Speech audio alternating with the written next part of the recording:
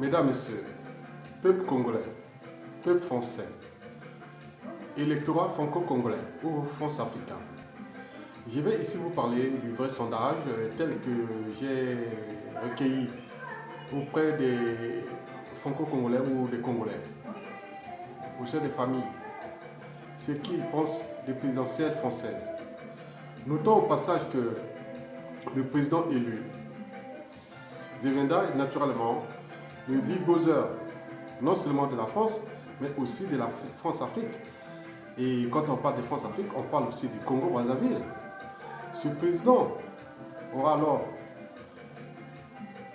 deux choix, soit continuer à travailler avec le dictateur Denis Sassou Nguesso, qui est à bout de souffle, au bout du rouleau, qui a déclassé tout un pays, tué des gens, assassiné son peuple, tout un peuple aux arrêts. Donc, ce sera son choix. En tenant bien sûr les intérêts de la France. Et aussi,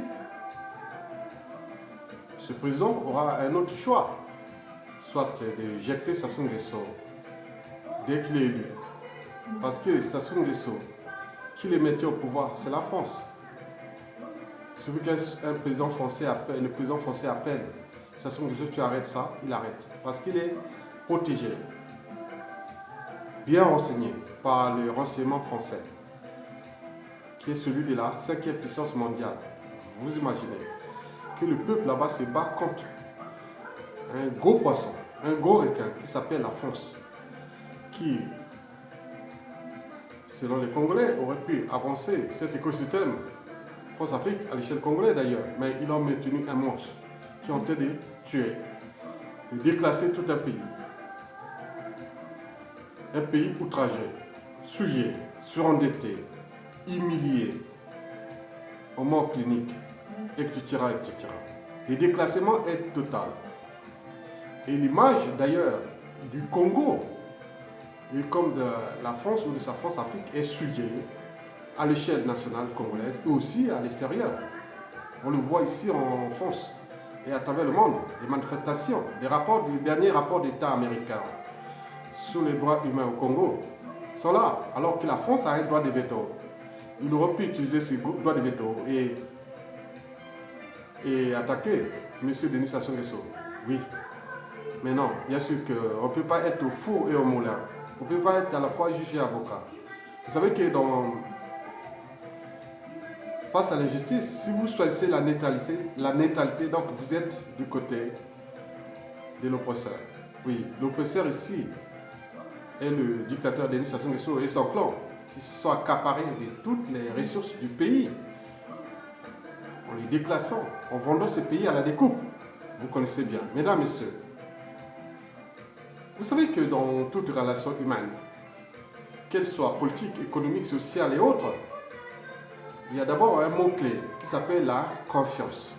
On fait confiance à un individu, on fait confiance à une institution, on fait confiance à un État, on fait confiance à une organisation, qu'elle soit État, entreprise ou association. On fait confiance à une marque, à un produit, etc. Mais quand on n'a plus confiance à quelqu'un, on rentre souvent dans la méfiance.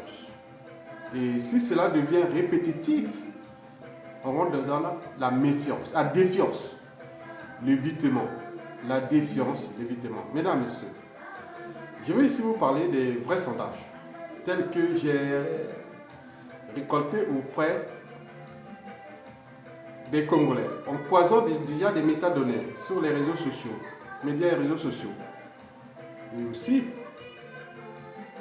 au sein des manifestations, des meetings en salle, et aussi au sein des familles que j'ai pu rencontrer.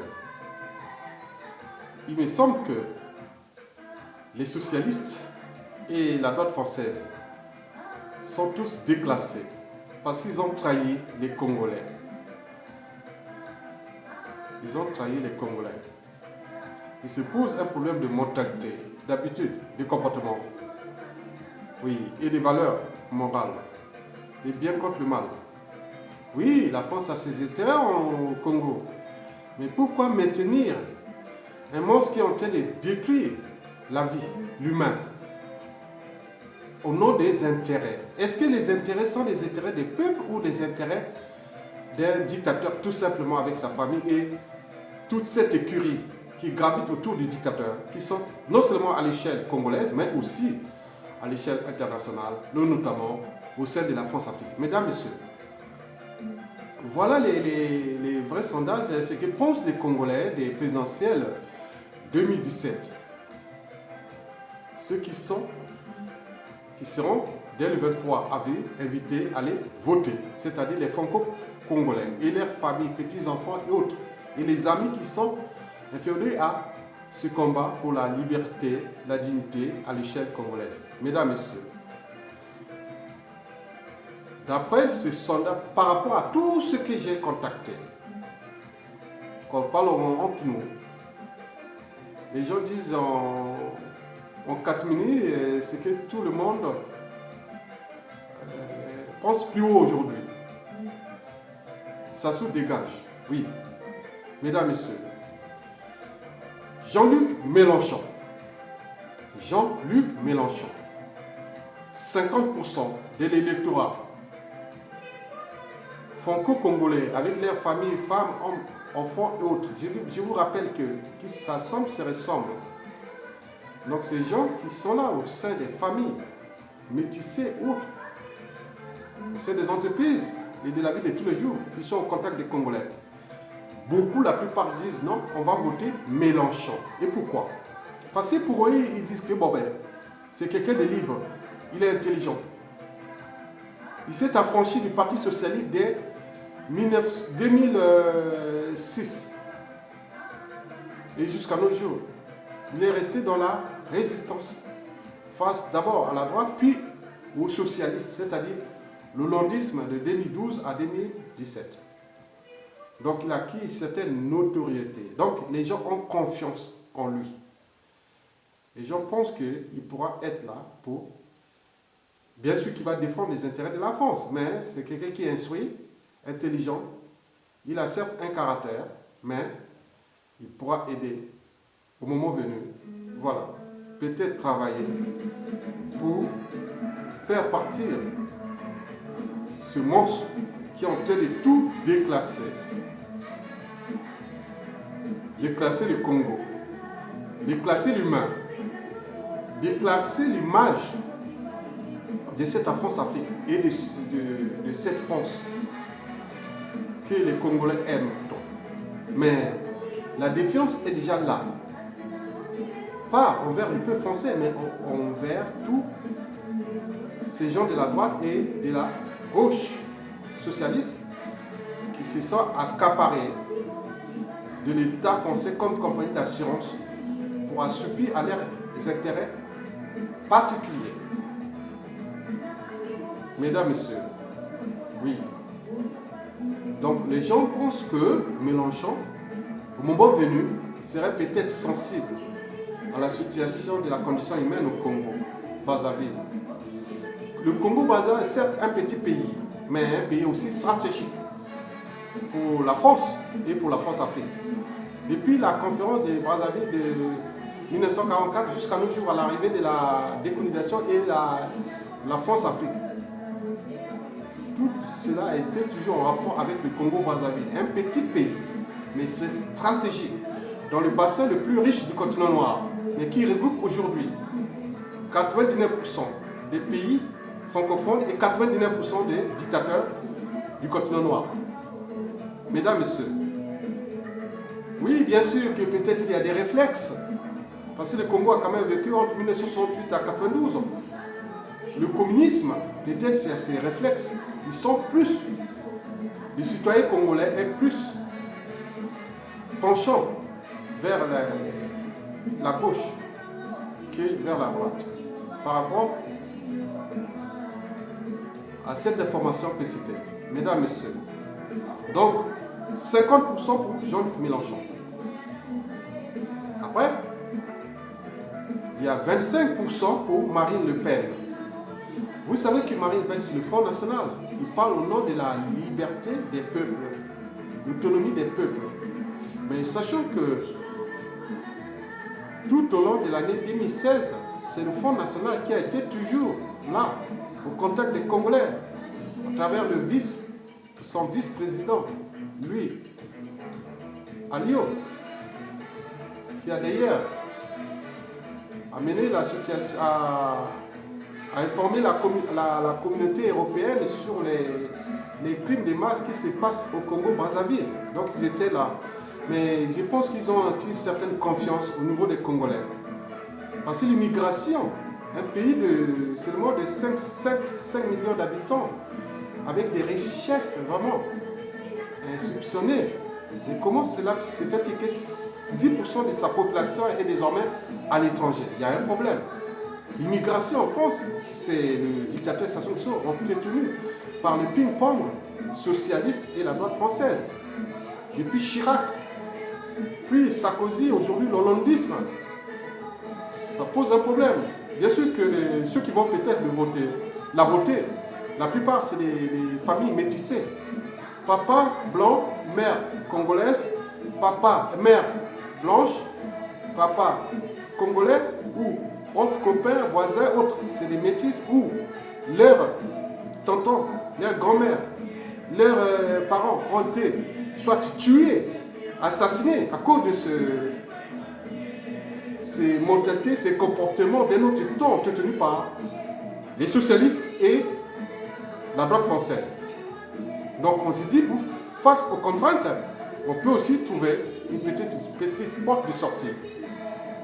Avec Marine Le Pen, étant donné qu'il veut réduire l'immigration en France parce qu'elle commence à impacter sur le budget français. Parce que ça coûte cher l'immigration. Même si pour les affairistes, ils disent oh, l'immigration c'est beaucoup. Mais non, il y a une immigration subie. Mais Marine Le Pen veut peut-être faire la vraie immigration choisie, pas l'immigration choisie, imposée ou subie. D'où l'enjeu là. Donc beaucoup de familles métissées vont voter. Peut-être Marine Le Pen, à cause de ce déclassement humain qui est entretenu par l'hollandisme et aussi, jadis, par la droite française, entre 1997 à 2012, et après l'hollandisme. Mesdames, Messieurs, oui, ils ont dit que Hollande peut garder au chaud ses enfants, petits-enfants demain, alors que pourquoi on tue l'avion au nom de quoi? Le pouvoir n'est pas une loi naturelle. On n'est pas dans la loi de la jungle. Nous nous sommes affranchis du déterminisme naturel. Nous avons acquis certaines caractéristiques qui sont celles d'abord de la raison, aussi de l'esprit critique, de la conscience morale, la barrière entre le bien et le mal. Mesdames, Messieurs, donc Marine Le Pen, 25%.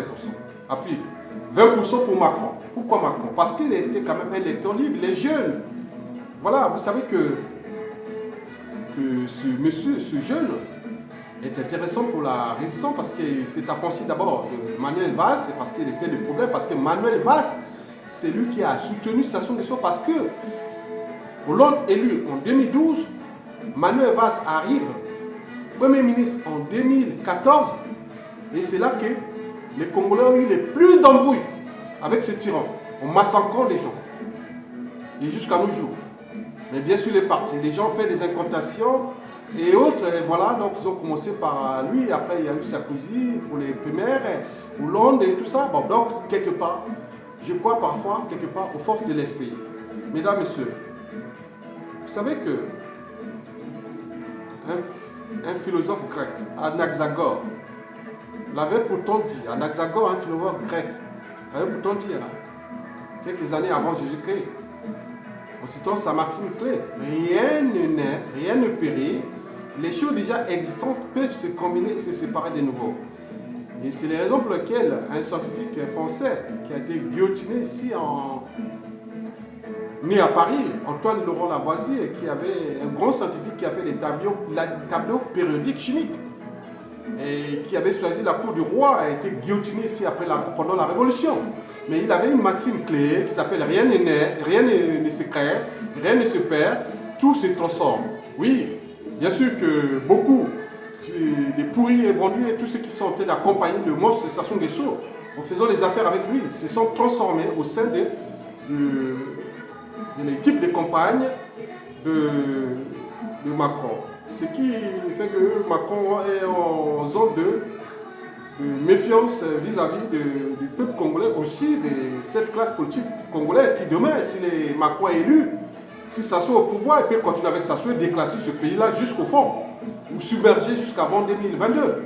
Mais si l'échec de Sassou Nguesso, il y aura à rencontrer toutes ces intelligences-là qui seront en méfiance.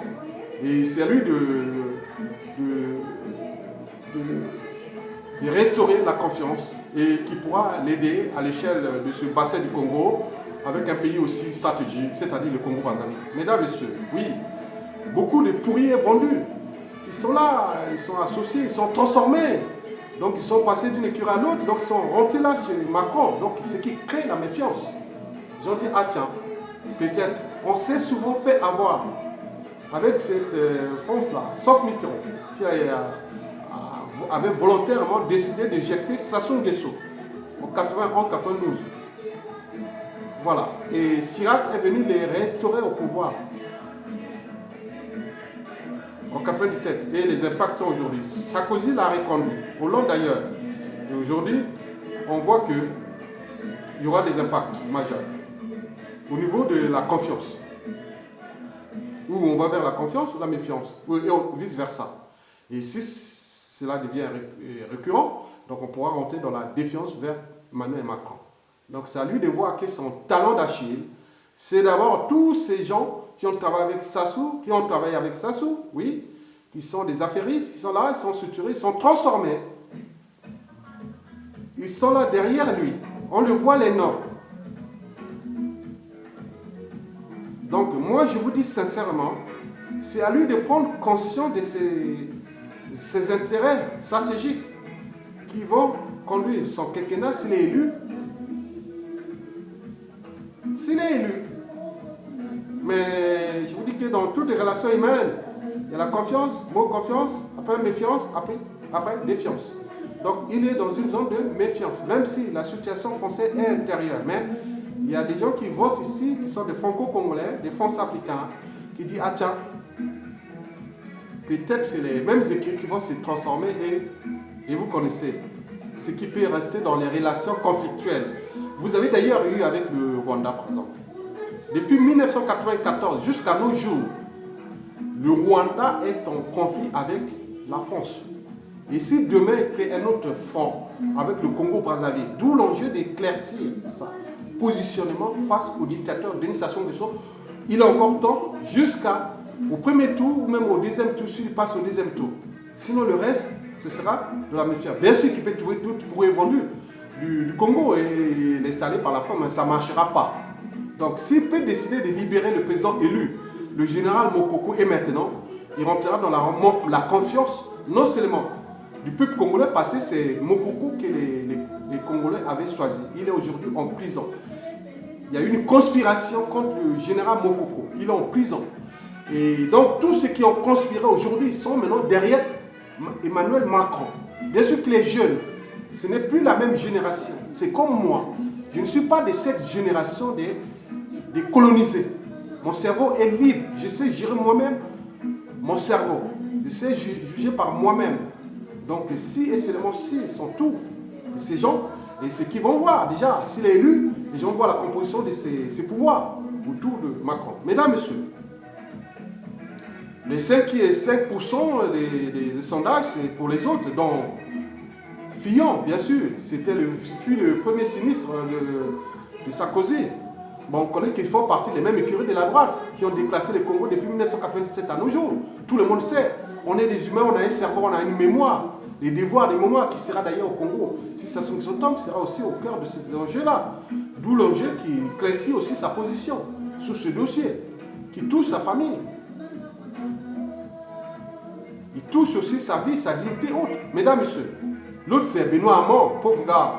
Bien sûr qu'il est transformé, je l'ai rencontré plusieurs fois, avant qu'il devienne candidat. D'abord pour les campagnes législatives. Vous savez que depuis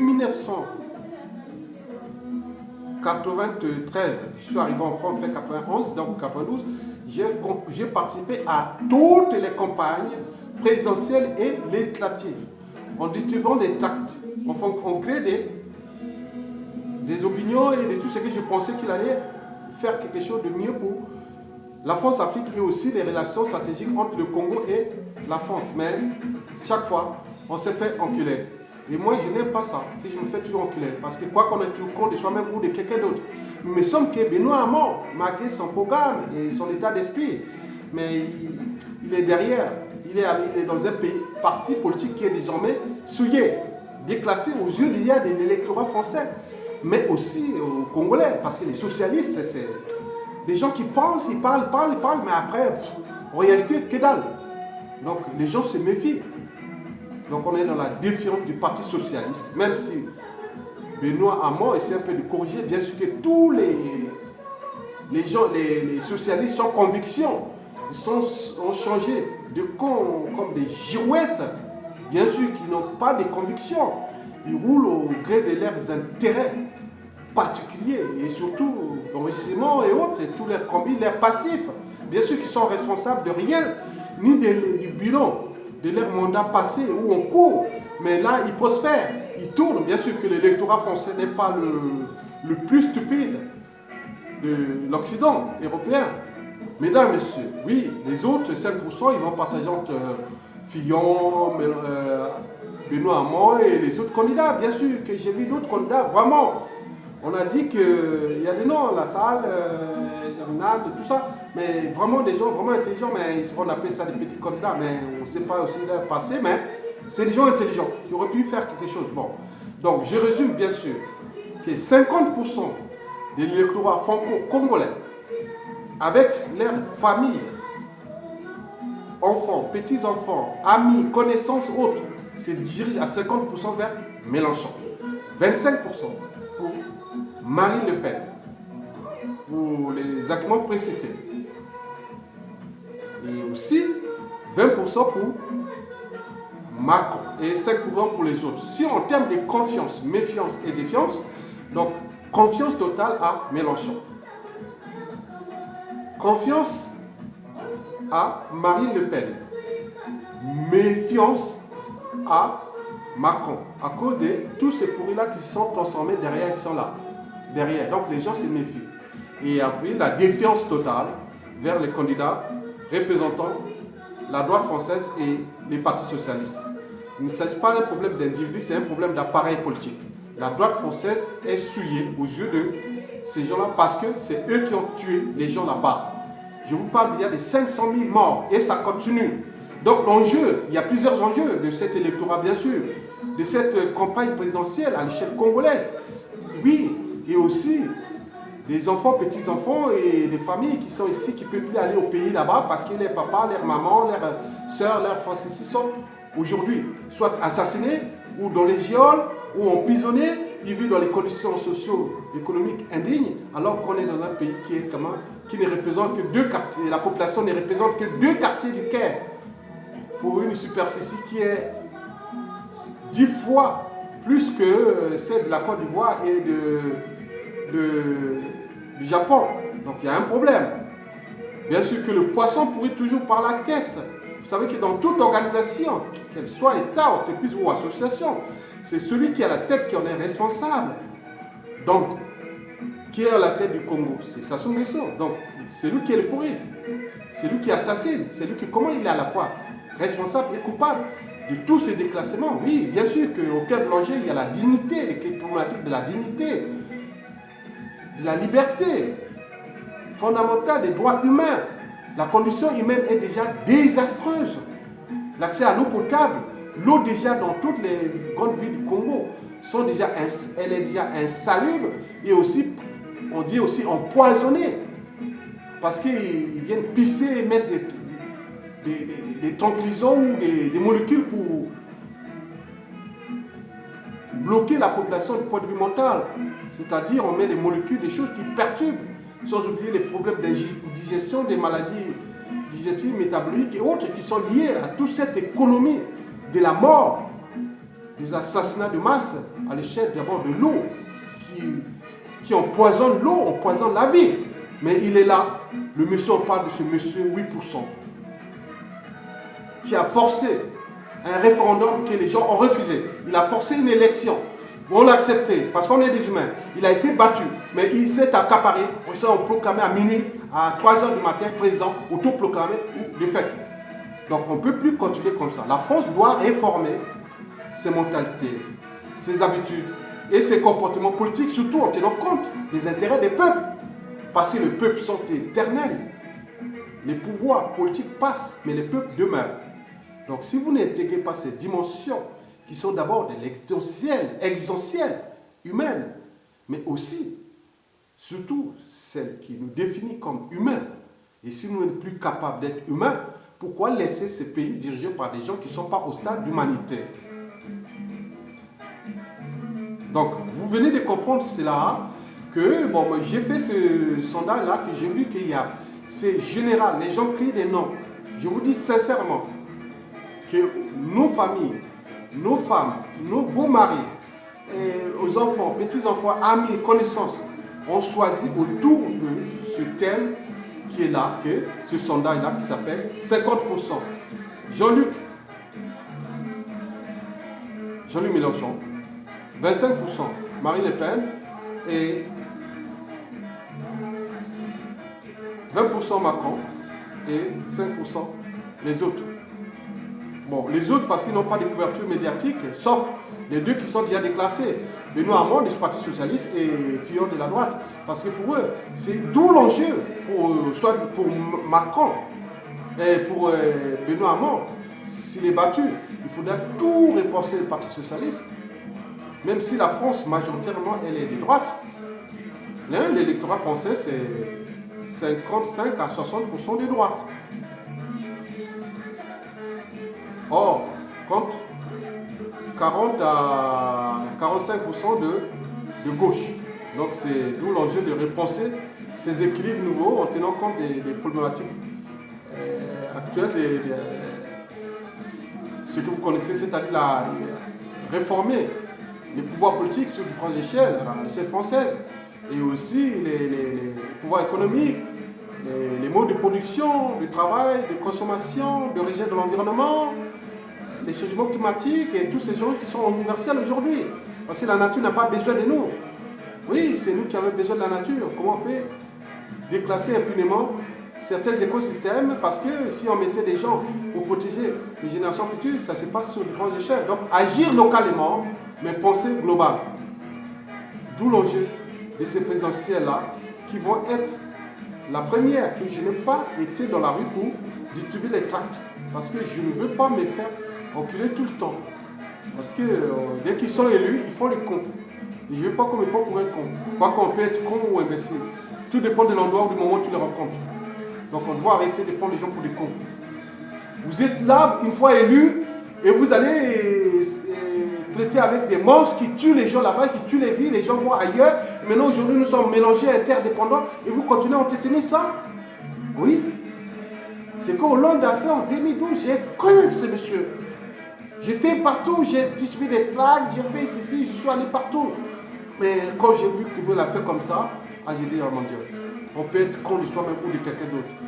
Quoique chaque jour qui passe, il faut cesser de jouer la connerie des uns et des autres. Oui, oui, bien sûr. Il est parfois pour moi drôle et rigolo à la fois d'être en face d'un con et au pire des cas avec l'imbécile. Ceci est un cas de conscience ou voire d'imbécience. Mesdames, Messieurs, je vous remercie.